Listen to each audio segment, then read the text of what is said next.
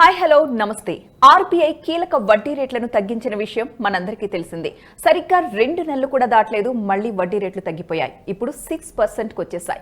6.25% కి ఫిబ్రవరిలో తగ్గిస్తే ఇప్పుడు 6%. సో సామాన్యుడికి దీనివల్ల ఎలాంటి ఉపయోగం ఉండబోతోంది? ఈఎంఐల భారం ఏదైనా తగ్గబోతోందా? అలాగే ఫిక్స్డ్ డిపాజిట్స్ వేసుకునే వాళ్ళకి కూడా వడ్డీలు తగ్గిపోతాయా? ఇలాంటి తదితర విషయాలన్నింటినీ కూడా వివరంగా మనతో చర్చించడానికి మనతో సిద్ధంగా ఉన్నారు బిజినెస్ ఎడిటర్ సుకుమార్ గారు. సుకుమార్ గారు నమస్తే అండి. ఇప్పటి వరకు మనం వడ్డీ రేట్లు పైకి పోవడం చూసాం, ఇప్పుడు డౌన్వర్డ్ స్టార్ట్ అయింది. ఇంకా తగ్గుతాయన్న సూచనలు కూడా ఇచ్చారు సంజయ్ మల్హోత్రా. సామాన్యుడికి ఏంటి దీనివల్ల ఉపయోగం? జనరల్గా చాలా మంది ఆలోచించేది ఏంటంటే ఆర్బీఐ వడ్డీ రేట్లు తగ్గిస్తుందా పెంచుతుందా అని. కానీ అది పెంచాల్సిన పరిస్థితి ఎందుకు వస్తుంది, తగ్గించాల్సిన అవసరం ఎందుకు ఉంటుంది అనేది ఒకసారి ఈజీగా చూద్దాం. ఓకే, జనరల్గా మనకి ద్రవ్యోల్బణం అంటే ఇన్ఫ్లేషన్ కనుక కంట్రోల్లో ఉంటే ఆర్బీఐ వడ్డీ రేట్లు తగ్గించి ఆ భారాన్ని ప్రజల మీద లేకుండా తగ్గించడానికి ప్రయత్నం చేస్తుంది. సిమిలర్గా మనకి ఇన్ఫ్లేషన్ పెరిగిందనుకోండి, ఇన్ఫ్లేషన్లో కూడా మనకి రకరకాలు ఉన్నప్పటికీ మన ఇండియాలో ఏంటంటే ఎక్కువగా ఫుడ్ ఇన్ఫ్లేషన్ క్యాలిక్యులేట్ చేస్తాం. అంటే ఆహార ధాన్యాలు కావచ్చు, ఆహార ఉత్పత్తులు కావచ్చు, వీటి ధరలు కనుక పెరిగితే ఇన్ఫ్లేషన్ పెరుగుతుంది. సో అలాంటప్పుడు ఆర్బీఐకి వెసులుబాటు చాలా తక్కువగా ఉంటుంది మానిటరీ పాలసీలో ఈ వడ్డీ రేట్లు తగ్గించడానికి. తను ఆర్బీఐ గవర్నర్ అయిన తర్వాత 2వ మానిటరీ పాలసీ అనౌన్స్ చేశారు. సో ఇందులో ఫస్ట్ రాగానే అది సర్ప్రైజింగ్గా మనకి ఆల్మోస్ట్ 4.5 సంవత్సరాల నుండి ఎలాంటి వడ్డీలో మార్పులు లేకపోయినప్పటికీ కూడా ఆయన రాగానే ఒక 0.25 బేసిస్ పాయింట్స్ తగ్గించడం, మళ్ళీ ఇంకొక 0.25 బేసిస్ పాయింట్స్ తగ్గించడం వల్ల ఒక విధంగా లోన్లు ఎవరైతే తీసుకున్నారో, అటు హోమ్ లోన్స్ కావచ్చు, పర్సనల్ లోన్స్ కావచ్చు, కార్ లోన్స్ కావచ్చు, ఇలా చిన్న లోన్లు ఎవరైతే తీసుకున్నారో వీళ్ళందరికీ కూడా ఇదొక వెసులుబాటు కింద మనకి చాలా క్లియర్ కనిపిస్తుంది. ఎందుకంటే వడ్డీ రేట్లు 6.5% కనుక ఉంటే కూపన్ రేట్ యాడ్ చేసి బ్యాంకులు లోన్లు ఇచ్చేటప్పుడు వాటిని పెంచుకుంటాయి. అందుకనే మీకు ఎప్పుడు ఆర్బీఐ ఏమో 6.5% అంటుంది, ఆర్ఎల్ 6% అంటుంది. వెరస్ మీరు కార్ లోన్ తీసుకోవడానికి వెళ్ళినప్పుడు అది 8.5, 9.5, కొన్ని చోట్ల అయితే ఎడ్యుకేషన్ లోన్కి 10.5, ఇట్లా డిఫరెంట్ వడ్డీ రేట్లు ఉంటాయి. ఇది ఎందుకు వస్తుందంటే బ్యాంకులు దాని మీద, అంటే ఆర్బీఐ ఏదైతే రెపో రేట్ అనౌన్స్ చేసిందో దాని మీద అడిషనల్గా కూపన్ రేట్ పెట్టుకొని వాళ్ళకు కూడా లాభాలు కావాలి కదా. సో అందువల్ల వాళ్ళు ఎక్కువగా పెట్టుకుని వాటిని మార్కెట్లోకి తీసుకెళ్తూ ఉంటారు. దీంట్లో ప్రయారిటీ సెక్టార్స్ ఉంటాయి.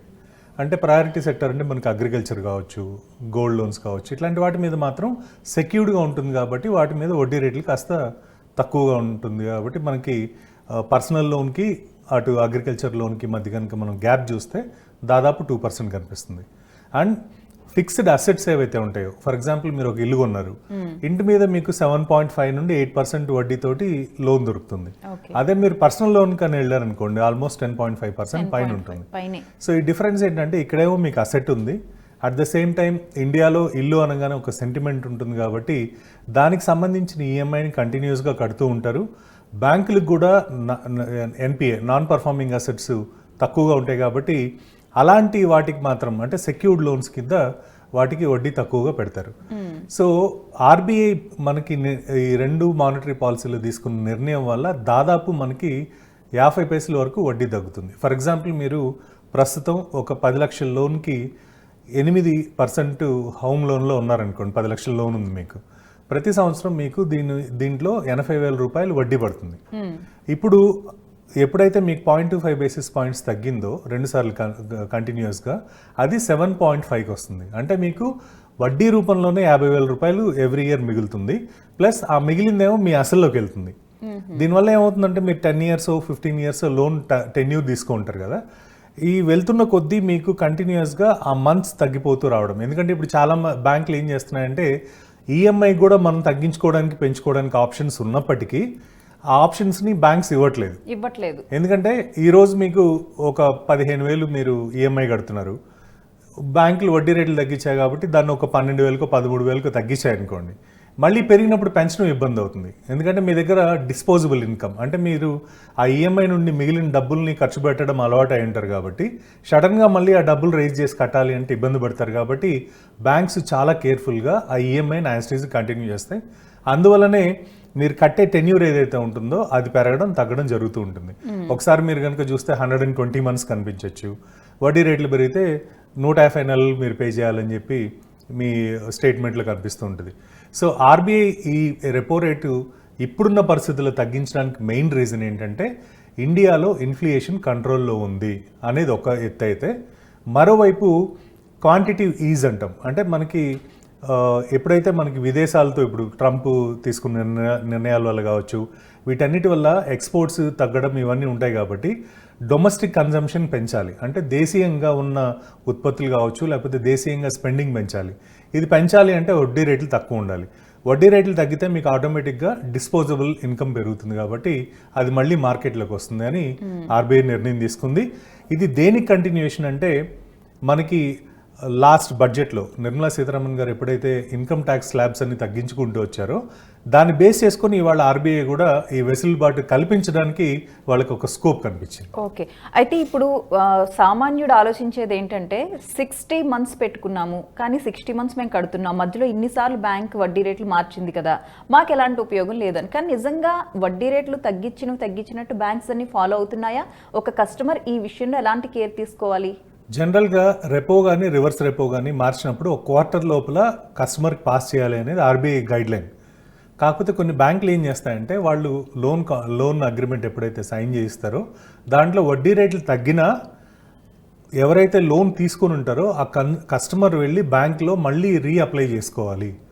ఒక 1% on the total out standing pay చేసి, అప్పుడు కనుక తన దగ్గర నుంచి మాకు రిక్వెస్ట్ వస్తే అప్పుడు మేము వడ్డీ తగ్గిస్తామని చెప్పి లోన్ అగ్రిమెంట్లో రాసుకుని ఉంటారు. చాలా మందికి తెలియదు. అగ్రిమెంట్ ఎవరు అన్ని పేజీలు ఎవరు చదవరు కదా. ఎగ్జాక్ట్లీ. సో ఆర్బీఐ తగ్గించింది, మన వడ్డీ తగ్గిందా లేదా అనేది పెద్దగా పట్టించుకోరు, మనది ఆటోమేటిక్ తగ్గి ఉంటుంది అని అనుకుంటారు. కానీ బ్యాంకులు అలా చేయడం లేదు. కాబట్టి లోన్ తీసుకున్న ప్రతి వాళ్ళు ఆర్బీఐ మానిటరీ పాలసీని క్షుణ్ణంగా ఫాలో అవ్వడం, అంటే కంటిన్యూస్గా ఆర్బీఐ మానిటరీ పాలసీ వచ్చినప్పుడు దాన్ని ఫాలో అవ్వడం. తర్వాత అట్లీస్ట్ ఇప్పుడు జనరల్గా ఇంప్లిమెంట్ చేయాలంటే మీకు ఆర్బీఐ మానిటరీ పాలసీ వచ్చిన తర్వాత ఒక 1 week to 2 weeks కన్నా ఎక్కువ టైం పట్టదు. సో ఈ 1 to 2 weeks లోపల కనుక మీకు మీ స్టేట్మెంట్లో వడ్డీ తగ్గింది అని మీకు కనిపించకపోతే మీరు బ్యాంక్ని అప్రోచ్ అయ్యి వాళ్ళకి లిఖితపూర్వకంగా ఒక లెటర్ కనుక పెట్టుకుంటే డెఫినెట్గా దాన్ని రివైజ్ చేసే అవకాశం ఉంటుంది. అయితే ఇక్కడ ఒక డౌట్ అండి, ఫిబ్రవరిలో 6.25 చేసింది ఆర్బీఐ వడ్డీ రేట్ సవరించి, మళ్ళీ ఇప్పుడు 6. ఆ 2 నెలల క్రితం చేసిందే ఇంకా ఇప్పటి వరకు అమల్లోకి రాలేదు, బ్యాంక్స్ ఏవి కూడా బదలాయించలేదు కస్టమర్కి. మరి ఇప్పుడు మళ్ళీ తగ్గించింది. ఇప్పుడు కస్టమర్ ఇమ్మీడియట్గా ఏం చేయాలి? 50 basis points తగ్గిన దాన్ని తనకు ఉపయోగకరంగా మార్చుకోవడానికి ఇమ్మీడియట్గా ఏం చేయాలి? ఫస్ట్ వాళ్ళు ఫ్లోటింగ్ ఇంట్రెస్ట్ రేట్లో కనుక వెళ్ళుంటే కంపల్సరీ బ్యాంకులు తగ్గించాల్సిన బాధ్యత బ్యాంకుల మీద ఉంది. కానీ తగ్గించరు అని మనం అనుకుంటే ఏ బ్యాంక్లో అయితే మనం లోన్ తీసుకుంటామో ఇప్పుడు మొత్తం డిజిటల్ అయిపోయింది. మనం జస్ట్ ఒక యూజర్ ఐడి పాస్వర్డ్ కొడితే మన లోన్ ఎంత అవుట్ స్టాండింగ్ ఉంది, మన వడ్డీ రేట్ ఎంత ఉంది, ఈ టోటల్ డీటెయిల్స్ మనకు తెలుస్తున్నాయి. ఇది కాకపోయినా కూడా, అంటే అందరూ డిజిటల్గానే ఉండరు కాబట్టి బ్యాంక్ దగ్గరికి వెళ్ళి మా ప్రస్తుత వడ్డీ రేట్ ఎంత ఉంది, ఆర్బీఐ తగ్గించిన తర్వాత మీరు మా వడ్డీ రేట్ తగ్గించారా లేదా, ఒకవేళ తగ్గించకపోతే మేము మీకు ఏమైనా లెటర్ ఇవ్వాలా అనే విషయాన్ని మాత్రం ఖచ్చితంగా ప్రతి కన్స్యూమర్ తెలుసుకోవాలి. ఎందుకంటే ఇది లాంగ్ టర్మ్ కమిట్మెంట్. ఇప్పుడు ఈ 50 పైసే అంటే కూడా మీకు ఫర్ ఎగ్జాంపుల్ జనరల్గా ఇప్పుడు హోమ్ లోన్ అంటే ఎవరు 30 to 40 lakhs తక్కువ తీసుకోవడం లేదు. అవును. ఒకవేళ 30 lakhs మనం తీసుకున్నాం అనుకోండి, 30 lakhsలో మీకు ఆల్మోస్ట్ 0.5% ఆఫ్ ఇది అని అంటే 1,50,000 rupees పర్ యానం మీరు కోల్పోతారు. Per annum. ఎందుకంటే మీకు 0.5% అంటే 10 లక్షలకి 50,000 రూపాయలు, 30 లక్షలకి 1,50,000. సో ఈ 1,50,000 మీ అసల్లో తగ్గాల్సిన అమౌంట్ కదా. సో దీనివల్ల చాలా జాగ్రత్తగా ఉండాల్సిన అవసరం ఉంది. తగ్గాల్సిన అమౌంట్ ప్లస్ చివర్లో మంత్స్ కూడా మనకి సేవ్ అవుతాయి. ఇవే కాకుండా మనకి ఏంటంటే ఫిక్స్డ్ అసెట్స్, ఇప్పుడు జనరల్గా మనం ఫిక్స్డ్ అసెట్స్ మీద తీసుకునే లోన్ ఏదైతే ఉంటుందో, అటు గోల్డ్ కావచ్చు, హోమ్ లోన్స్ కావచ్చు, వీటన్నిటిలో మనం తగ్గించుకోవడానికి వెసులుబాటు ఎక్కువ ఉంటుంది. బ్యాంక్స్ కూడా ముందుకు రావాలి. అది కాకుండా మీకు పర్సనల్ లోన్స్ ఇవేమైనా ఉన్నాయనుకోండి, అది ఎక్కువ రిస్క్ ప్రపోర్షన్ ఉంటుంది కాబట్టి వాళ్ళు మీరు అడిగినా కూడా ఒక్కోసారి రిజెక్ట్ చేస్తారు. లేదు ఏమన్నా మొత్తం యూనిఫామ్గా తగ్గించాల్సి వస్తే తగ్గిస్తారు తప్ప. బట్ ఎవరైతే లాంగ్ టర్మ్ లోన్స్ తీసుకుని ఉంటారో, ఇప్పుడు పర్సనల్ లోన్ అనుకోండి మాక్సిమం 5 years, 3 to 5 years. అదే మీకు హోమ్ లోన్ అయితే 15 to 20 years, అంటే ఒక లైఫ్ టైం. సో ఇలా లైఫ్ టైం లోన్స్ ఎవరైతే తీసుకుంటారో వీళ్ళందరూ కూడా ఈ వడ్డీ రేట్ని చెక్ చేసుకుని రివైజ్ చేసుకోవాల్సిన అవసరం ఎంతైనా ఉంది. అండ్ ఇప్పుడు ఫిక్స్డ్ డిపాజిట్స్ వేసే వాళ్ళు ఉంటారు, వీళ్ళకి కూడా వడ్డీలు తగ్గిపోతాయండి? ఇప్పుడు ఖచ్చితంగా తగ్గిపోతాయి. ఎందుకంటే బ్యాంకు ఇస్తుంది అంటే తీసుకోవడం కూడా ఎక్కడి నుంచో తీసుకోవాలి కదా. బికాజ్ బ్యాంకులు ఆర్బీఐ నుండి తీసుకునే డబ్బులకి రెపో రివర్స్ రెపో రేట్ అంటాం. సో మీకు ఫిక్స్డ్ డిపాజిట్స్లో ఇప్పటివరకు ఏదైతే మనకి కొన్ని చోట్ల 7%, 7.5% లాంగ్ టర్మ్కి ఇచ్చారో వాళ్ళందరూ కూడా ఆటోమేటిక్గా 0.25 బేసిస్ పాయింట్స్, అదేవిధంగా 0.25 బేసిస్ పాయింట్స్ తగ్గించాల్సిన అవసరం ఉంటుంది. అంటే మీరు సాలినా ఒక 6% ఫిక్స్డ్ డిపాజిట్ ఉందనుకోండి, అక్కడ కూడా మీకు 0.5% తగ్గిపోతుంది. సో అట్లానే బ్యాలెన్స్ చేస్తారు.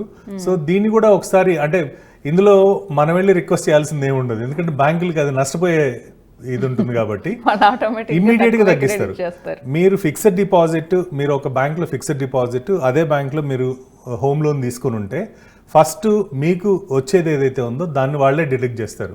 కానీ మీరు ఏదైతే మీకు రావాల్సింది ఉందో దానికి మీరు వెళ్ళి రిక్వెస్ట్ చేసుకోవాలి. సింపుల్. ఓకే. సో సంవత్సరం క్రితం ఫిక్స్డ్ డిపాజిట్ చేసే వాళ్ళకి ఇప్పటి వరకు నెలకి 750 రూపాయలు వడ్డీ వస్తుంటే ఇక నుంచి 700 రూపాయలే వస్తుంది. ఖచ్చితంగా ఆల్రెడీ తగ్గిపోయింది. 0.25 basis points last monetary policy ఎప్పుడే తగ్గించారు. ఇంకో 0.25 బేసిస్ పాయింట్స్ కూడా ఇప్పుడు తగ్గించేశారు. ఇప్పుడు ఇంకా భవిష్యత్తులో కూడా తగ్గే అవకాశాలు ఉన్నాయని సంకేతాలు ఇచ్చారు సంజయ్ మల్హోత్రా. మరి ఇప్పుడు ఫిక్స్డ్ డిపాజిట్ చేయాలి అన్న ఆలోచన చేసేవాళ్ళు చేయడం మంచిదా, పోస్ట్ పోన్ చేసుకోవడం మంచిదా? ఫిక్స్డ్ డిపాజిట్ మాత్రం ఖచ్చితంగా పోస్ట్ పోన్ చేసుకోవాల్సి ఉంటుందండి. ఎందుకంటే మీకు దాంట్లో రాను అంటే next at least 1 to 2 years RBI తీసుకుంటున్న నిర్ణయాలు కావచ్చు, విదేశాలతో మనకున్న సంబంధాలు కావచ్చు, వీటన్నిటిని బేస్ చేసుకుని కనుక చూస్తే లోకల్గానే domestic consumption, domestic ease of spending పెరుగుతుంది. సో దీనివల్ల ఫిక్స్డ్ డిపాజిట్స్ కన్నా ఆల్టర్నేటివ్ అసెట్స్లోనే మీకు ఎక్కువ డబ్బులు వస్తాయి అనేది చాలా క్లియర్గా ఉంది. కాకపోతే ఏంటంటే మళ్ళీ it again depends on the age groups.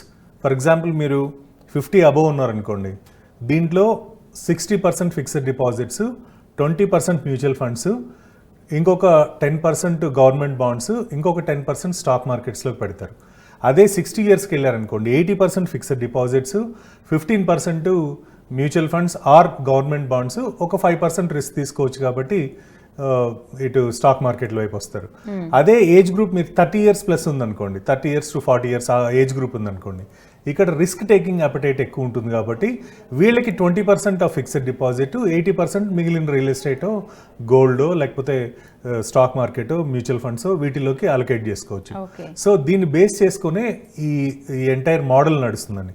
So fixed deposits చేయాలనుకునే యంగ్స్టర్స్కి ఇది రైట్ టైం కాదు.